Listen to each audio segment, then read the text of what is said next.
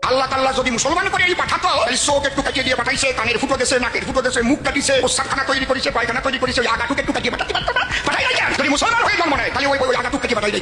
জবাব যেন দেয়। প্রথমত, ইসলামের ভাষায় একজন সত্যিকারের মুসলিম হতে হলে তার পুরুষাঙ্গের বর্ধিত চামড়া কাটতেই হবে, এই কথা সম্পূর্ণটাই ভিত্তিহীন। কারণ ইসলাম ধর্ম অনুযায়ী একজন সত্যিকারের মুসলিম হতে হলে তাদের মহান আল্লাহ তাআলা কিছু শর্ত দিয়েছেন। ইসলাম ধর্মের পবিত্র ধর্মগ্রন্থ কোরআনের সূরা আল বাকারা 285 নম্বর আয়াতে স্পষ্ট বলে, রাসূল সাল্লাল্লাহু আলাইহি সাল্লাম ঈমান এনেছে, আর মুমিনগণ ঈমান এনেছে আল্লাহ, তার ফেরেশতা, তার কিতাব সমূহ ও তার রাসূলগণের প্রতি। অন্যদিকে কোরআনে সূরা আন-নিসার 136 নম্বর আয়াতে স্পষ্ট বলে, হে মুমিনগণ, তোমরা ঈমান আনো আল্লাহ, তার রাসূল, তার কিতাব এবং ফেরেশতাদের প্রতি। এবং ইসলাম ধর্মগ্রন্থ সহিহ আল বুখারীর 8 নম্বর হাদিসে স্পষ্ট বলে, ইসলাম প্রতিষ্ঠিত হয়েছে 5টি স্তম্ভের উপর। 1, আল্লাহ ছাড়া কোনো উপাস্য নেই এবং মুহাম্মদ সাল্লাল্লাহু আলাইহি সাল্লাম তার রাসূল, এই সাক্ষ্য দেওয়া। 2, সালাত কায়েম করা। 3, যাকাত প্রদান করা। 4, হজ আদায় করা। এবং 5, রমজানের রোজা রাখা। অন্যদিকে সহিহ আল বুখারী 6029 নম্বর হাদিসে মুহাম্মদ সাল্লাল্লাহু আলাইহি সাল্লাম স্পষ্ট বলেন, তোমাদের মধ্যে সেই ব্যক্তি উত্তম যার চরিত্র উত্তম। অর্থাৎ ইসলাম ধর্ম অনুযায়ী একজন সত্যিকারের মুসলিম হতে হলে ঈমান, 5টি স্তম্ভ, উত্তম চরিত্র, তাকওয়া ও নিয়ত, এই 5টি জিনিস মেনে চলতে হবে। কিন্তু কোথাও বলা হয়নি একজন সত্যিকারের মুসলিম হতে হলে তার পুরুষাঙ্গের বর্ধিত চামড়া কাটতে হবে। এবার আসি কেন মুসলিমেরা তাদের পুরুষাঙ্গের বর্ধিত চামড়া কাটেন। পুরুষাঙ্গের বর্ধিত চামড়া কাটাকে ইসলামের ভাষায় খাতনা বলে, আর এই খতনাকে আরবি ভাষায় বলা হয় খিতান, যার অর্থ পুরুষাঙ্গের বর্ধিত চামড়া কাটা। কোরআনে খাতনা করা বাধ্যতামূলক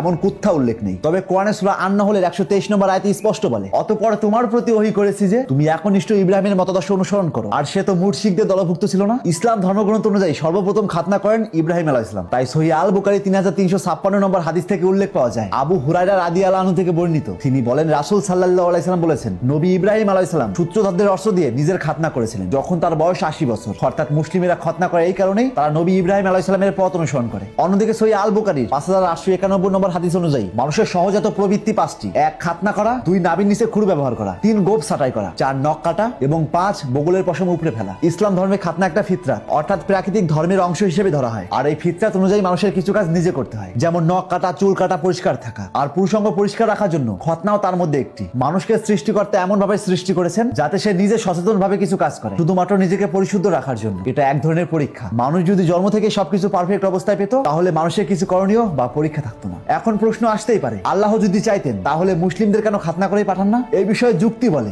আমরা কেন জন্ম থেকে ভাত খেতে পারি না, দুধ খেতে হয়? কেনই বা আমরা জন্ম থেকে দাঁত বিরাজ করা অবস্থায় আসি না? আঙুলের নখ তো ছোট করেই পাঠাতে পারতো, কেন সপ্তাহে একবার নখ কাটাতে হয়? জামা প্যান্ট যদি পরারই জিনিস হয়, তবে কেন জন্মের সময় সম্পূর্ণ উলঙ্গ পাঠান? জামা কাপড় দিয়েও তো পাঠাতে পারতেন। কিছু কিছু জিনিস সৃষ্টিকর্তা মানুষের এমন বানিয়েছেন যাতে মানুষ নিজেই সেটার যত্ন নেয়, যেমন নখ কাটা, চুল কাটা, জামা প্যান্ট পরা প্রভৃতি। খাতনাও সেই সেলফ মেইনটেন্সের একটা অংশ। এটা কোনো প্রকার সত্যিকারের মুসলিম হওয়ার কোনো বৈশিষ্ট্য নয়। এই সমাজে অনেক খতনা করা মুসলিম আছে যারা প্রতিনিয়ত অসৎ কর্মকাণ্ড করছে। ইসলামের ভাষায় সেই ব্যক্তি একদমই মুসলিম নয়। অর্থাৎ আমরা সাধারণ জীবনে যেমন নখ, গোপ, চুল ছাঁটাই করা এবং গোপন অঙ্গের লোম কাটি, ঠিক তেমনই ইসলাম ধর্মে খতনা করা বা পুরুষাঙ্গের বর্ধিত চামড়া কাটা একটা পরিষ্কার পরিচ্ছন্ন রাখার রীতি মাত্র। তার সঙ্গে একজন সত্যিকারের মুসলিম হওয়ার সঙ্গে কোনো সম্পর্ক নেই। ইসলাম ধর্ম গ্রহণ করার মূল শর্ত হলো শাহাদা, অর্থাৎ ঈমান ঘোষণা করা, কোনো খাতনা করা নয়। এই ভিডিওর মূল উদ্দেশ্য কোনো ধর্মকে ছোট বা অসম্মান করা নয়, বরং এই ভিডিওর মূল উদ্দেশ্য প্রত্যেকটা ধর্মের আলাদা আলাদা রুলস এবং রীতি থাকে। যেমন আমরা সনাতনীরা মূর্তি পূজা করি, অন্যদিকে ইসলাম ধর্মের মূর্তি পূজা করা হারাম। তাই বলে কোনো মুসলিম বলতে পারে না হিন্দু তুমি মূর্তি পূজা করতে পারবে না, এটা বলার রাইটস তার নেই। ঠিক তেমনই খতনা করাও মুসলিমদের একটা রীতি। তাই বলে তাদের রীতিকে অসম্মান করা বা কটূক্তি করার রাইটস আমার নেই। মনে রাখবেন, আপনি যখন অন্য ধর্মকে গালি দিবেন বা কটূক্তি করবেন, তারাও আপনার ধর্মকে গালি দিতে বা কটূক্তি করতে